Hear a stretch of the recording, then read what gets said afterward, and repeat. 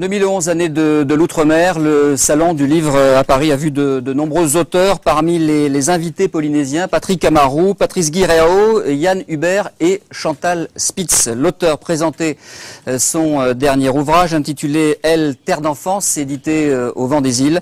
Chantal Spitz en a profité pour se promener dans la capitale et pour visiter de nombreux musées. Retour sur cette rencontre, Christian Tortel, Stéphane Florent, Marie Forêt et Philippe Hernando. Je suis écrivaine, je suis femme, je suis tahitienne, je suis maman, je suis grand-mère, je suis amante, je suis copine. C'est un peu compliqué, c'est une facette écrivaine. Chantal Spitz, c'est avant tout une des voix majeures de la Polynésie. C'est une femme qui est un curieux mélange de colère profonde, mais également avec une tendresse énorme. Ses romans, aussi bien L'île au rêve écrasé que Hombo et sa littérature poétique et politique, sont vraiment extraordinaires. Elle est aussi fondatrice de la revue littéraire Maui, qui est une revue d'écrivains maoïs, polynésiens. L'ethnologue Barbara Aglochevski accompagne Chantal Spitz, qui est venue de Tahiti, pour la promotion du livre « Elle, terre d'enfance », roman à 2 encres. Rencontre au musée du Quai Branly, là où dialoguent les cultures. Oui, les groupes ethniques. Premier dialogue, première dissonance, lors d'un tête-à-tête poignant. Vous découvrez ce moaï ou cette tête? Oui, plus une tête qu'un moaï entier. En fait, ça me fait froid dans le dos. Parce que de voir là, une tête coupée comme ça, et qui est portée de l'île de Pâques et qui est exposée comme ça, enfin, je ne sais pas, moi ça me met mal à l'aise. Un arrachement, un vol, un viol, enfin je ne sais pas, moi ça me... Quand j'ai vu, j'ai été profondément... Voilà, ça m'a pris à la figure comme ça. Moi j'ai l'impression que c'est l'histoire qui continue, quoi. Voilà, j'arrive du bout du monde, 2 jours après je viens ici, je vois une tête comme ça exposée en pleine entrée. Voilà, moi ce qui me gêne, c'est cette capacité que les Occidentaux ont d'aller chez les gens, de prendre des choses, de revenir chez eux, de les exposer comme ça. Voilà, avec un tout petit commentaire. Voilà, en plus, le commentaire dit que Pierre Loti a participé au voyage qui a ramené cette tête. Et moi, Pierre Loti, je ne l'aime pas du tout, donc... Pierre Loti, écrivain et officier de marine, est né à Rochefort, sur la côte atlantique. Sa maison est un musée parmi les plus visités de la région charentaise. En 1882, il écrit Le mariage de Loti, roman sur sa découverte de la Polynésie, roman qui fait se révolter Chantal Spitz. Des gens assez naïfs pour se faire voiturer en palanquin, et enfin des quantités de négresses laides à faire peur, mais modelées et vêtues d'après l'antique. C'est fou, hein? La maison natale de Loti est un cabinet de curiosités, le théâtre de sa vie où l'officier se mettait en scène lors de fêtes gigantesques. Il vivait le monde comme un ensemble de trophées visibles dans les pièces de sa maison-musée, dont cette mosquée ottomane reconstituée. Une maison fascinante, sauf pour Chantal Spitz. Elle considère les œuvres de Loti l'écrivain ou de Gauguin le peintre comme les vecteurs toujours actuels d'un exotisme aliénant. Ceux qui lisent Le mariage de Loti et Gauguin avant de venir chez nous font l'économie de nous voir, puisqu'ils nous connaissent déjà. Donc il y a pas on n'entre pas en communication, c'est pas possible. Il y a incommunicabilité fondamentale dans ce cas-là. Il n'y a pas de partage, ils nous connaissent déjà. Quand on reçoit les gens, aussi, on ne peut pas recevoir les gens juste en les recevant, il faut qu'on ait la fête, il faut qu'on sorte les guitares, les ukulélés, parce que c'est ce que les gens attendent de nous, et donc nous, on donne ce que les gens attendent de nous, au lieu de dire non, on va parler par exemple, je ne sais pas, de Nietzsche, ou voilà.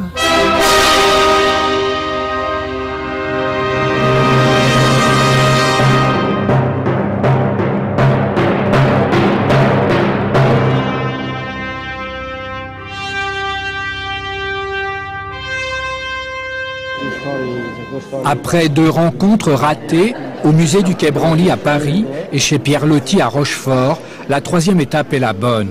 L'écrivaine tahitienne a le coup de foudre pour une exposition, toujours à Rochefort, celle des bronzes et lithographies d'un artiste mélanésien d'Australie, Denis Nona, venu des îles du détroit de Torres.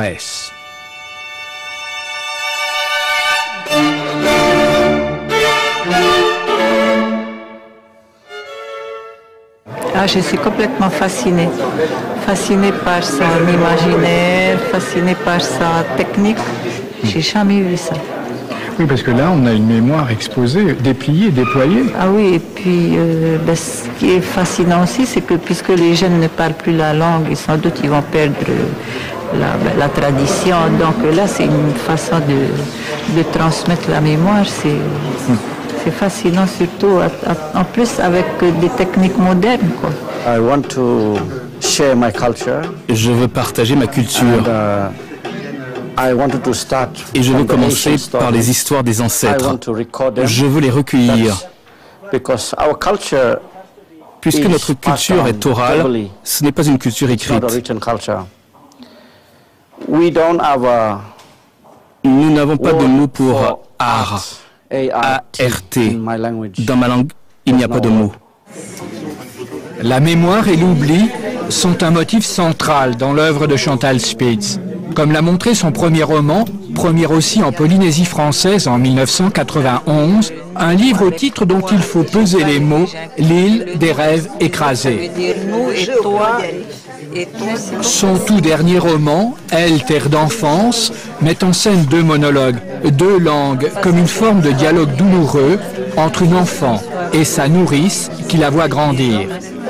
C'est un récit d'enfance en fait, c'est un récit de vie, un récit d'enfance d'une femme qui attend en fait une marque d'attention de sa mère qui visiblement ne l'a pas désirée et qui toute sa vie va à la fois chercher son identité de femme et chercher une place en tout cas dans la société, dans sa famille, chercher une place. C'est pas une autobiographie dans le sens où je raconte pas mon histoire.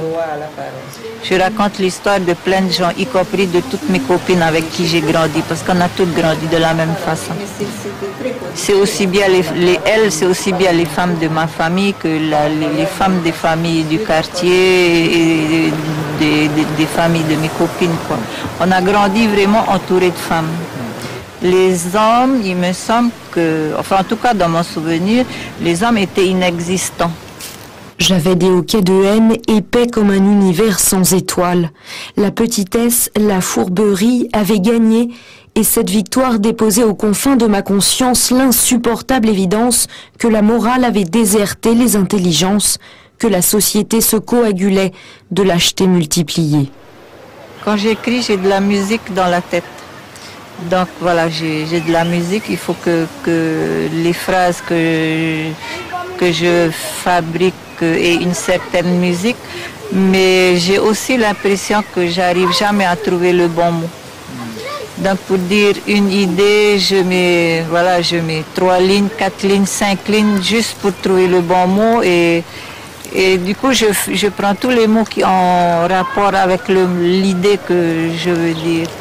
Aïou est baptisée au temple protestant de Bethel quand elle a 2 mois.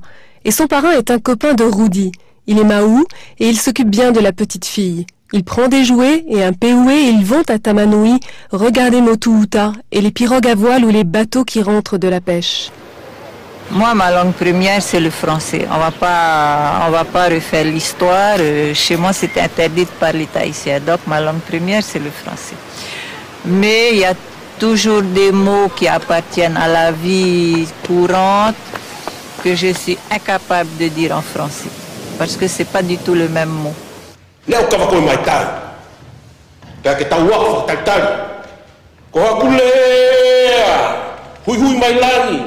est-ce que c'est la question de la langue, le nœud du problème? C'est un des nœuds du problème. En fait, c'est tout qui est le nœud du problème, puisque du milieu où je suis née, enfin dans le milieu où je suis née, il n'était pas question d'être tahitien. Ni par la langue, ni par les... Par exemple, on était interdit de danser. On était interdit d'être tahitien, voilà. Et pourquoi? Parce que c'était comme ça, parce que la bonne société estimait qu'il n'y avait que la culture française qui valait, et voilà, c'est ce qu'on nous a appris. Hein.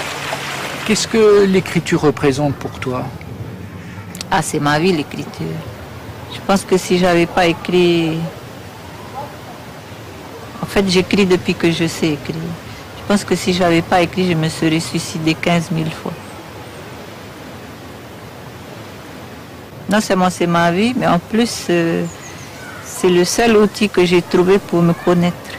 Donc ça aide à être plus lucide sur soi-même. Ah oui, je suis...